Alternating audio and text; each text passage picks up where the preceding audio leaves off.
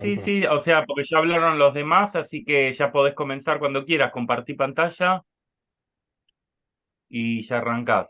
Buenísimo. Ahí. Ya están en línea, así que cuando quieras. Listo, bueno, gracias Fabio. Buenas noches a No, por todos. favor. Bueno, hoy vamos a hablar un poco de fisiología de la córnea.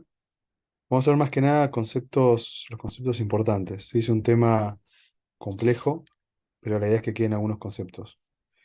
Bueno, cuando hablamos de fisiología hablamos de funciones. ¿Sí? ¿Cuáles son las funciones de la córnea? Una función es la estructural, dándole sostén al contenido intraocular y protección. Otra es de transparencia. La córnea tiene que ser transparente. Si la córnea no es transparente, no puede cumplir con su función, que básicamente es permitir que los haces de luz la atraviesen y lleguen hasta la retina. Y refractiva quiere decir que debe permitir no solo que los haces de luz la atraviesen, sino que además lleguen a la mácula de tal manera que la imagen sea nítida. Una córnea demasiado deforme no sirve, no cumple con su función, por ejemplo en un queratocono. Y no podemos hablar de fisiología corneal si no hablamos de lo que es el film lagrimal. El film lagrimal es clave para que la córnea funcione adecuadamente. Le brinda el oxígeno y la glucosa. Sí, recordemos que la córnea obviamente no está vascularizada, entonces la única forma que tiene de recibir oxígeno y glucosa es a través del film lagrimal, también un poco a través del humor acuoso. El film lagrimal también tiene lo que es la inmunidad, inmunoglobulinas, lactoferrinas, lisosima y citoquinas, que permiten la protección de la córnea frente a los microorganismos. También tenemos factores de crecimiento fundamentales para lo que es la regeneración corneal. Tenemos albúmina, electrolitos, la histamina que participa en lo que son las alergias y prostaglandinas. El film lagrimal está compuesto por tres capas básicamente. Ahora se habla más bien de dos capas, una mucoacuosa y otra lipídica, pero bueno, históricamente siempre se dividió en mucosa, acuosa y lipídica. El componente mucoso es secretado por las células caliciformes que están en la conjuntiva, que son muy importantes, y se ven alteradas, por ejemplo, en patologías conjuntivales como el pemfigoide ocular cicatrizal. Las células caliciformes secretan un componente mucoso que participa en la lubricación, previene la evaporación de la lágrima y facilita la estabilización de la lágrima. El componente acuoso, el de mayor cantidad, secretado por la glándula lagrimal, que es la que está afectada, por ejemplo, en el síndrome de Sjögren, participa en la lubricación, tiene funciones antimicrobianas de bacteriostasis, tiene el oxígeno y los nutrientes, es fundamental para la transparencia y para la regulación de funciones celulares. Y la capa lipídica, secretada por las glándulas de meibomio que están en los párpados. La capa lipídica es la que está alterada principalmente en el ojo seco evaporativo y participa en disminución de la tensión superficial y estabilizando la capa acuosa. Es lo que se altera cuando medimos el break-up time. Los trastornos del film lagrimal pueden llevar a queratitis, úlceras, leucomas o incluso hasta perforaciones, trastornos ya muy graves como puede ser un síndrome de Sjögren severo, una artritis reumatoide severa. Acá vemos, por ejemplo, una queratitis parcheada característica del ojo seco acueficiente, como se ve en el síndrome de Sjögren. Bueno, contra la función estructural, la córnea se divide en un epitelio estratificado no queratinizado, un estroma, que el estroma representa el 90% del espesor corneal y lo podemos dividir entre la capa de Bowman, que es un estroma especializado, el estroma propiamente dicho, y la capa de Duda, que en realidad la capa de Duda más que nada es anatomía quirúrgica, cuando hacemos una queratoplastia laminar anterior, pero no tiene mayor importancia que eso. La membrana de Descemet, que es la membrana basal del endotelio, y el endotelio, que es un epitelio plano simple.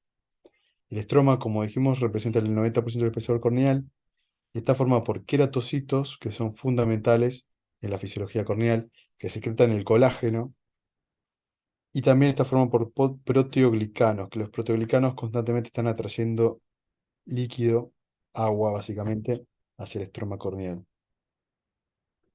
La estéresis corneal se mide a través del hora, nos habla un poco de la estructura corneal, de la biomecánica corneal, y es una medida de la resistencia viscoelástica del tejido corneal en respuesta a una deformación dinámica. y va a depender del contenido de colágeno que tenga la córnea y de su grado de hidratación.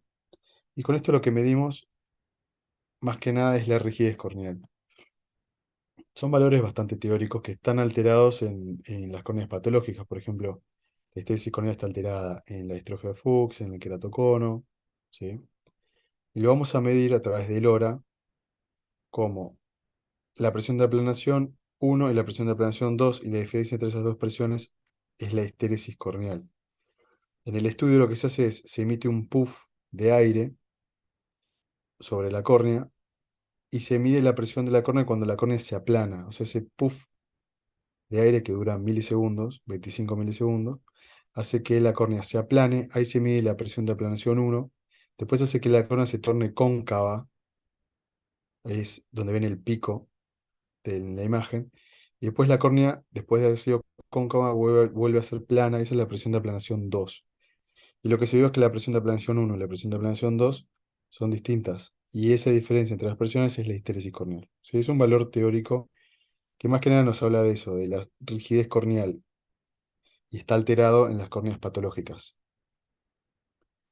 Bueno, en cuanto a la transparencia, para la transparencia corneal es fundamental un epitelio sano, que tenga las células distribuidas de manera ordenada. Eso hace que tenga un índice de refracción uniforme, que la dispersión de luz sea mínima, y junto con el film lagrimal forma una superficie ópticamente lisa. Por eso es muy importante lo que es un epitelio sano, ¿sí? Cuando está alterado, por ejemplo, en la queratitis, se altera un poco la transparencia corneal. Cuando hay distrofias epiteliales, como la distrofia mapa punto huella, también se puede alterar un poco la huesa visual. Las uniones estrechas entre las células epiteliales son fundamentales porque impiden la penetración del líquido de la lágrima hacia el estroma, ¿sí? Y el epitelio está siendo constantemente regenerado por células madre que hay en el limbo. Cuando no hay células madre, cuando hay déficit de stem cells, por ejemplo, pacientes que tienen una quemadura concal, aparecen opacidades corneales, por la córnea no se puede regenerar desde el limbo porque le faltan las células madre. Por ejemplo, esto es lo que pasa cuando hay una lesión química concal: se destruyen las células limbares, eso se llama déficit de stem cell limbares, y hay daño del epitelio conjuntival y de las células caliciformes también. O sea, también se afectan las células caliciformes, y eso hace que la córnea se vascularice. Como no se puede regenerar, para protegerse, se vasculariza y se opacifica. Es clave lo que es la cicatrización corneal lo que es la cicatrización corneal, porque no es como cualquier parte del cuerpo, por ejemplo en la piel, que la piel puede cicatrizar de cualquier manera. Acá necesitamos que la cicatrización sea de tal manera que se mantenga la estructura corneal, que se mantenga la transparencia corneal. Cuando hay una injuria en la córnea, por ejemplo una úlcera, aumentan la secreción de factores de crecimiento, de interleuquinas y de citoquinas. Las células epiteliales empiezan a expresar un sistema integrina, fibronectina, y empiezan a reproducirse y a migrar desde el limbo y se empiezan a diferenciar. Y en eso también es clave la inervación corneal. Cuando hay alteraciones de la inervación corneal, por ejemplo, en las queratitis neurotróficas, la córnea no se puede regenerar. Si la sensibilidad corneal es muy importante para la regeneración corneal. Y en eso es muy importante la sustancia P, que se ve que está aumentada su secreción durante la cicatrización. El colágeno que secretan los queratocitos durante la cicatrización tiene que ser de tal manera que la córnea se siga manteniendo transparente. El estroma está formado por 200 capas, que a su vez están formadas por lamelas. Cada lamela está formada por fibras de colágeno y matriz extracelular. Esas fibrillas tienen 30 nanómetros de diámetro y corren paralelas de limbo a limbo. O sea, tiene una estructura perfecta para ser transparente. Y la separación entre esas fibrillas es de 60 nanómetros. Cuando hay edema corneal, esa separación es más y se pierde la transparencia. La deturgencia es un concepto que nos habla de la hidratación del estroma corneal, que debe rondar alrededor del 80%. Para eso necesitamos que tanto el epitelio como el endotelio estén intactos.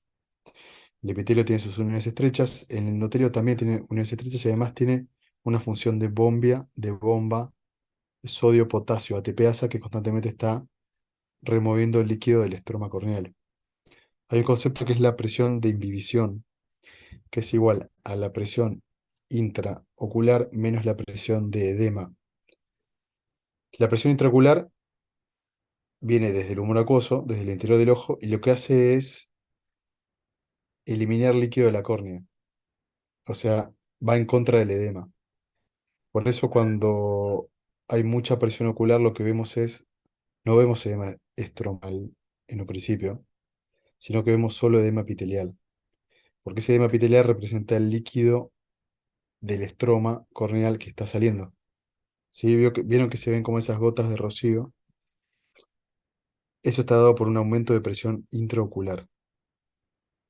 Cuando la presión intraocular está baja, es al contrario, lo que vemos es un edema estromal. Ahí sí el estroma se llena de líquido, ¿sí? Porque ahí gana lo que es la presión de edema, que la presión de edema está dada por los glicosaminoglicanos del estroma corneal.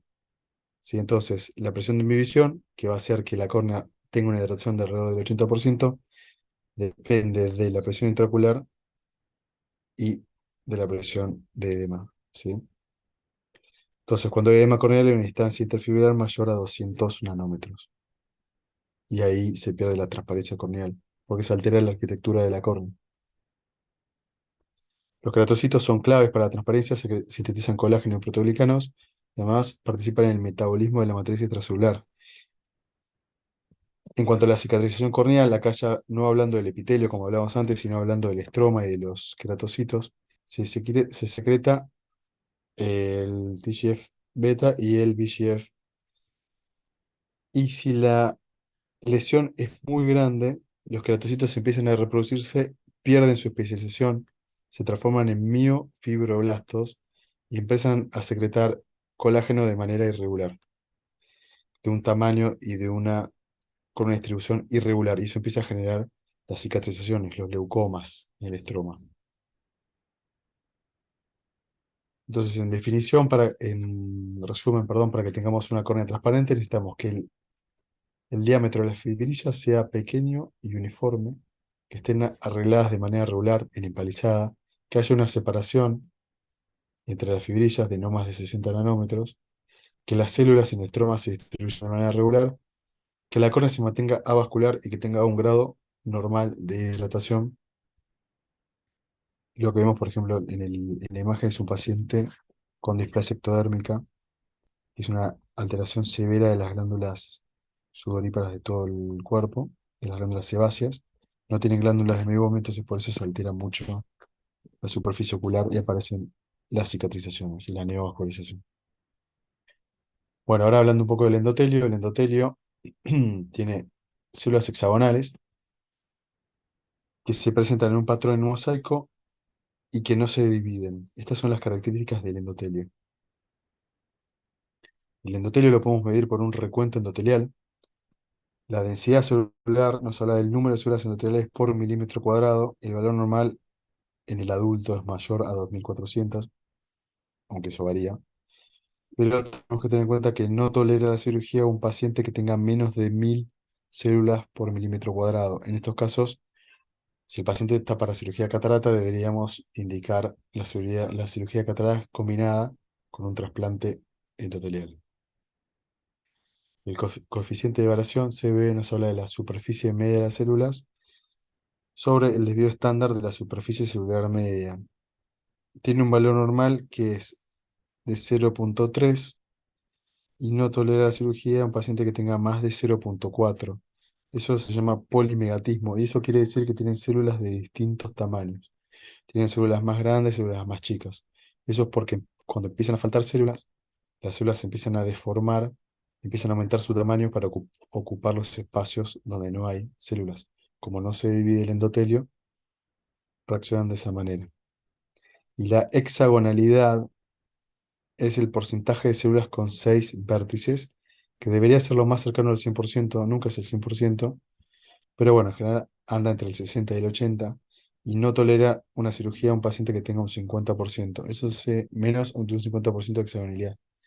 Eso se llama pleomorfismo elevado. Y lo mismo, cuando faltan células, las células empiezan a aumentar de su tamaño y se empiezan a deformar. Entonces pierden la hexagonalidad para ocupar los espacios donde no hay células. Esto se lo muestro porque este es un recuento endotelial muy, muy, muy alterado, que incluso acá están marcadas como células, esto que no son células. Acá no, prácticamente no se ve ninguna célula normal, ¿sí? Y a veces nos llegan recuentos de este estilo que tienen un conteo por ahí, bueno, este tiene 895, pero muchas veces no reflejan la realidad, entonces no se guíen tanto por los recuentos endoteliales. Tengan cuidado con eso. A veces puede venir esta imagen y que el conteo sea de 2000 células. Bueno, lo que es la refracción, la córnea representa el 74% o 43,25 trías de una potencia óptica total de 58,6. El resto de la potencia óptica la representa el cristalino. Sí, pero bueno, la córnea representa el 74%, es mucho más. El índice de refracción es de 1,376. La córnea es aférica. Eso quiere decir que es como el lomo de una cuchara, tiene una parte, una, un eje más curvo y un eje más plano, y eso es lo que hace que tenga cierto astigmatismo. Y dentro del ojo es la principal fuente de astigmatismo. ¿Sí? Entonces, las córneas más patológicas tienen astigmatismos más altos. Por ejemplo, lo que ven ahí es una imagen, una topografía de un queratocono. Bueno, eso es todo. Gracias. No sé si hay alguna pregunta. No, no hay, Francisco, preguntas. ¿Quieren hacer alguna pregunta ahora antes de despedir al doctor? Mm,